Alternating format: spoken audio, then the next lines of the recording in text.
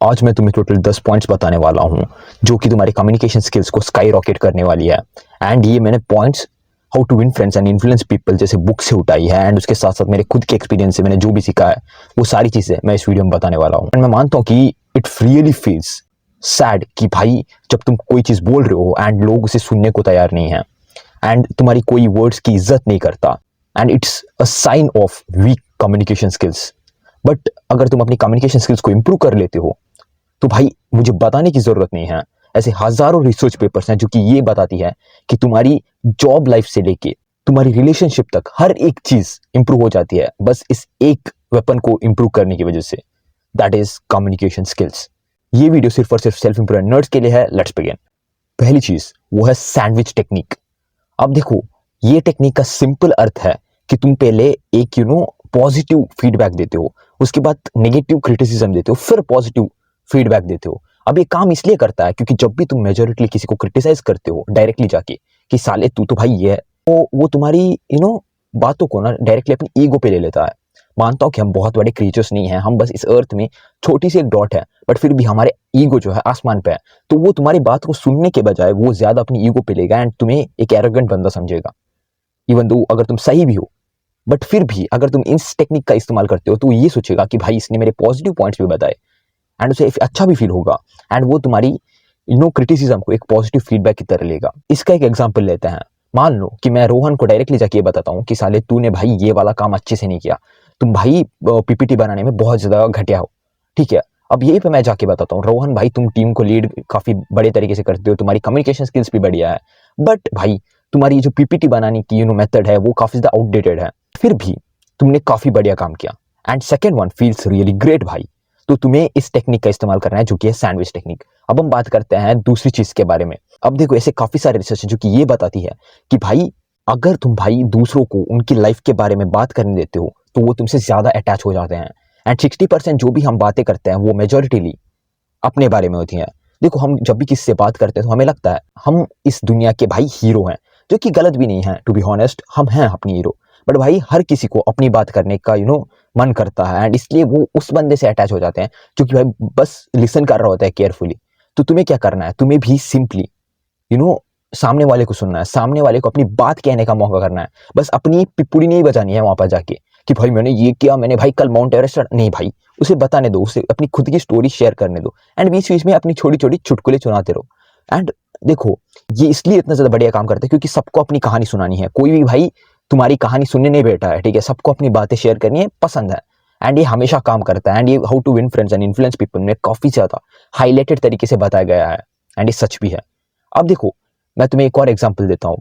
अगर मेरे एक दोस्त है, ठीक है, ही इज लिटरली भाई साइलेंट एज एफ, ठीक है, एंड वो सिर्फ कुछ बातें जो है अगर उसे खुद की बतानी होती है तब भी वो बताता है, but majority of the time भाई मैं खुद की बातें करता रहता हूँ एंड इसलिए भाई वो बस बैठ के सुनता है एंड भाई रिप्लाई करता है, क्वेश्चंस पूछता है। एंड वही दूसरी तरफ मेरे एक और दोस्त है जो कि भाई बस खुद की बातें करता है। तो मेजॉरिटी ऑफ द टाइम मैं हमेशा सेकंड उस वाले बंदे को सुनूंगा जो कि भाई मेरी बातें सुनता है, is literally listening and asking question.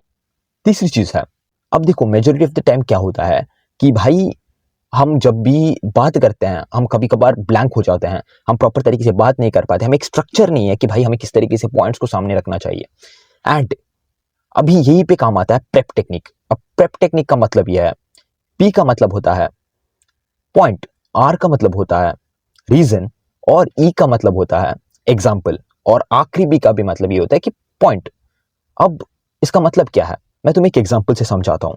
P मैंने जैसे कि स्टार्टिंग में ये बोला कि प्रेप टेक्निक, अब उसके बाद मैंने इसे एक्सप्लेन किया कि प्रेप टेक्निक क्या है एंड उसके बाद अब मैं एग्जांपल पे बढ़ रहा हूँ, ठीक है। यही हुआ इसका एग्जांपल एंड वापस से मैं अंत में पॉइंट में आ जाऊंगा कि भाई प्रेप टेक्निक इसलिए इंपॉर्टेंट है। तो तुम समझ रहे हो मैंने इस फॉर्मेट को किस तरीके से डिस्ट्रीब्यूट कर रखा है।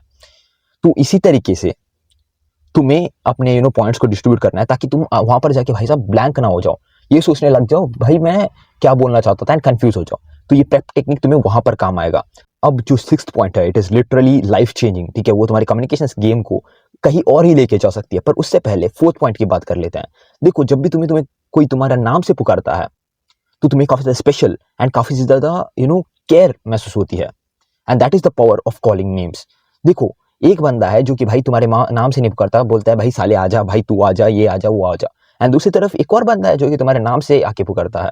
प्रोबेबली तुम्हें कौन से बंदे से ज़्यादा बात करने का महसूस होगा। सेम वही बंदा जो कि तुम्हारी नाम से पुकारता है, एंड ये इसलिए वर्क करता है क्योंकि भाई साइकोलॉजिकली हम हमेशा केयर्ड और भाई स्पेशल फील करना चाहते हैं। नाम एक ऐसी चीज़ है जो कि भाई पर्सनली हमें कनेक्ट करती है। तो जब भी तुम किससे बात कर रहे हो, नाम पुकारो उनका। एंड ऐसा नहीं कह रहा कि भाई हर वक्त नाम पुकारो, बट मैं ये कह रहा हूँ कि जब भी तुम्हें ओकेजनली मौका मिले, नाम पुकारो। That's it. फिफ्थ चीज़ है, अब देखो काफ़ी टाइम पहले, ठीक है, जब हम ह्यूमन लैंग्वेज डेवलप नहीं किए थे, उससे पहले जो भी हमारे पूर्वज वगैरह थे वो नॉन वर्बल टेक्निक से खुद एक दूसरे से कम्युनिकेट करते थे। एंड इसलिए ये आज तक भी सबकॉन्शियसली हम नॉन वर्बली कम्युनिकेट करते हैं। तुम चाहे इस चीज़ को मानो या फिर ना मानो, किसी को देख के ही पता चल जाता है कि वो बंदा वीक है, वो बंदा स्ट्रांग है। कैसे? उसकी बॉडी लैंग्वेज, उसकी जो टोन है, उसकी जो पर्सनैलिटी है, उसकी बॉडी लैंग्वेज से क्लियर तरीके से पता चल जाता है कि भाई ये बंदा काफ़ी ज़्यादा तगड़ा है, इससे हम पंगे नहीं ले सकते। ठीक है, सेम गोज फॉर एवरीथिंग। ठीक है, non verbal one of the most powerful communication skill है। एंड यहीं पे आती है आई कॉन्टैक्ट। अब देखो, जब भी तुम आई कॉन्टैक्ट किससे करते हो ना, ऐसा नहीं करना होता कि भाई किसी को घूरे जा रहे हो, भाई उसे अनकंफर्टेबल महसूस कर रहे हो, जो कि मेजॉरिटी ऑफ द लोग करते हैं। बट तुम्हें एक डिसेंट आई कॉन्टैक्ट मेंटेन करना है। जब कोई तुमसे बात कर रहा है तो आई कॉन्टैक्ट करो, एंड भाई स्लाइटली नोड करो। ठीक है, अब मैं जो भी बोल रहा हूँ उसे भाई थियोरेटिकली मत फॉलो करना, जहां पर जरूरत है वहीं पर करना। ठीक है, एंड इसकी वजह से होता ये है कि सामने वाले को लगता है कि तुम सुन रहे हो। एंड जो आई कांटेक्ट है, स्पेशली अगर तुम किसी लड़की वगैरह से बात कर रहे हो, तो वो काफ़ी ज़्यादा मदद करता है एक टेंशन बिल्ड करने में। एंड भाई दिखाता है कि तुम कॉन्फिडेंट हो। एंड कभी भी नीचे ऊपर इस तरीके से मत देखना, उनके भाई आंखों में आंखें डाल के देखो। एंड अगर तुम्हें इतना भी भाई डर लग रहा है कि भाई नहीं भाई कुछ हो जाएगा, तो भाई उनके नोज के पोर्शन पे देखो। ठीक है, इससे होगा क्या कि एक इल्यूजन क्रिएट होता है कि तुम भाई उनकी आंखों में देख रहे हो, सिंपल एज दैट। तो ये जो आई कांटेक्ट है, ये वन ऑफ द इंपॉर्टेंट चीज। अब हम बात करते हैं सिक्स पॉइंट की, जो कि उससे भी ज्यादा इंपॉर्टेंट है, 7-38-55 रूल। अब देखो, इस रूल का सिंपल सा अर्थ ये है कि जो तुम्हारी 38% ऑफ द कम्युनिकेशन गेम है, वो डिपेंड करती है तुम्हारे वॉइस मॉड्यूलेशन के ऊपर, 7% जो है वर्ड्स के ऊपर, एंड 55% तुम्हारी बॉडी लैंग्वेज के ऊपर। अब देखो, तुम किस तरीके से अपनी बॉडी लैंग्वेज को जो है ट्रीट करते हो, that is one of the important. जैसे कि मैंने पहले भी बताया, जो भी हमारे पूर्वज थे वो बॉडी लैंग्वेज के थ्रू जो है कम्युनिकेट करते थे, क्योंकि उस टाइम पे लैंग्वेज वगैरह थी नहीं। ठीक है, हम कैसे बात कर रहे हैं, ठीक है, हु नहीं बात कर सकते, अपनी बॉडी लैंग्वेज के थ्रू हमें दर्शाना होता है कि हमें क्या चाहिए। तो सेम अभी भी चल रहा है। ठीक है, अगर तुम भाई बॉडी लैंग्वेज का इस्तेमाल करते हो, कभी भी भाई ऐसे डर डर के मत बैठो, कभी भी अपने नीचे मत देखो ज़्यादा। ये सारी चीज़ें तुम्हें मेंटेन करनी होती है। एंड भाई एक सुपरमैन की तरह स्पेस लो। अब मैं ये भी नहीं कह रहा कि पूरा स्पेस तुम ही खा के बैठो, बट मैं ये जरूर कह रहा हूँ कि भाई लिटिल स्पेस, ठीक है, ठीक है, जितना तुम ले सकते हो। ठीक है, how much you can spread out, जितना लिमिटेड है, तो जितना रिक्वायर्ड है, जितनी नेसेसिटी है, उतना करो। तो अपनी बॉडी लैंग्वेज को स्ट्रेट रखो, एंड भाई अप हेड रखो। ठीक है, simple as that. Basic body language rules को फॉलो करो। 7 चीज है, एक लीडर में और एक नॉर्मल स्पीकर में बताया डिफरेंस क्या होता है। जो नॉर्मल स्पीकर होता है वो खड़बड़ी में बाकी पता नहीं क्या बकचोदी भरी चीजें बोल के जाता है, ना ही उसमें कोई सेंस होता है, ना ही उसमें कोई भारीपन होता है उस वर्ड में। बट वेरस जो एक लीडर होता है वो पॉज लेके अपनी प्रॉपर सफिशिएंट टाइम लेके आराम से बोलता है, उसे कोई कल सुबह पनवेल नहीं निकलना होता। तो it's as simple as that. ठीक है, तुम कितनी ज्यादा आराम से बात कर सकते हो। ठीक है, बीच में नेसेसरी पॉज लो। अब मैं ये भी नहीं कह रहा कि तुम बस शांति बना के रखो, मैं यूं कह रहा हूँ कि भाई नेसेसरी पॉज, ठीक है, जितना चाहिए उतना। ठीक है, सोचो एंड अपनी कॉन्वर्सेशन को फ्रेम करो। It's as simple as that. And आठवीं चीज है, जो कि win friends and influence people में भी ये बताया गया है कि smile is one of the most important thing. अब स्माइल का मतलब ये भी नहीं है कि तुम साले भाई हर रोज हंसते रहते हो एंड फिर बाद में पता चला कि लड़की को अनकंफर्टेबल महसूस हो गया एंड भाई चाटा मार के चली गई तुम्हें। मैं सिंपली ये कह रहा हूँ कि भाई अपनी एक डिसेंट सी स्माइल बना के रखो जब भी तुम किसी से बात कर रहे हो, स्पेशली जब तुम किसी को अप्रोच कर रहे हो, तो भाई डिसेंट सी स्माइल बना के रखो। क्योंकि पहले के टाइम में भी हमारे माइंड में रजिस्टर है, अगर कोई स्माइल कर रहा है तो ये बंदा प्रोबेबली बेटर पर्सन हो सकता है। ठीक है, अगर मैं एक एक्सपेरिमेंट भी हुआ था जहाँ पर ये बताया गया था कि दो ग्रुप ऑफ पीपल को एक जगह पर थोड़ी सी एंगर वाली एक्सप्रेशन वाली या फिर नॉर्मल एक्सप्रेशन वाली फोटो दिखाई गई थी, एंड दूसरी फोटो पे थोड़ी सी स्माइल वाली फोटो दिखाई गई थी। मेजॉरिटी ऑफ द लोगों ने उस स्माइल वाली फोटो के बंदे को या फिर बंदी को बहुत ज्यादा फ्रेंडली और better person to be starting conversation बताया। तो इससे तुम्हें क्लियरली पता चलता है कि भाई मेजॉरिटी हम इंसानों को जो बंदे नॉर्मली स्माइल कर रहे होते हैं उनसे कन्वर्सेशन स्पार्क करना बहुत ज्यादा पसंद है। अब 9 चीज है यस मोमेंट। अब देखो, इसका मतलब यह है कि अगर तुम किसी से यस बुला सकते हो 2-3 बार, तो इसकी प्रोबेबिलिटी हायर हो जाती है, वो चौथी बार भी तुमसे यस ही बोलेगा तुम्हें। अब देखो, ये इसलिए है क्योंकि तुम खुद ही सोचो, एक बंदे के ऊपर भाई नो मोमेंटम बना पड़ा है, ठीक है। मोमेंटम हर जगह काम करता है, चाहे तुम्हारी आदत से लेके चाहे तुम्हारे कहीं पर भी, ठीक है। अगर कोई बंदा हर रोज जंक फूड खा रहा है तो उसकी वो एक मोमेंटम बन जाती है, वो एक आदत बन जाती है कि वो आगे भी यही खाएगा, ठीक है। मेजोरिटी प्रोबेबिलिटी में बात कर रहा हूँ।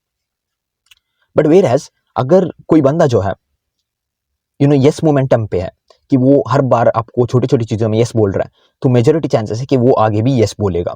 अब इसे मैं एग्जांपल के माध्यम से बताता हूँ कि देखो, अगर मुझे मेरे एक दोस्त है, ठीक है, उसे मैं कहीं पर बाहर हमें मूवी देखने जाना है वगैरह वगैरह, तो उससे पहले ही मैंने अपनी छोटी सी पेन मांग ली कि भाई मुझे एक पेन दे दो, तो बोलेगा हाँ ठीक है, तो भाई हम कहीं पर कैफे पे चले आज, तो वो फिर से यस बोल देता है। तीसरी बार भाई मैं मूवी के लिए पूछूंगा।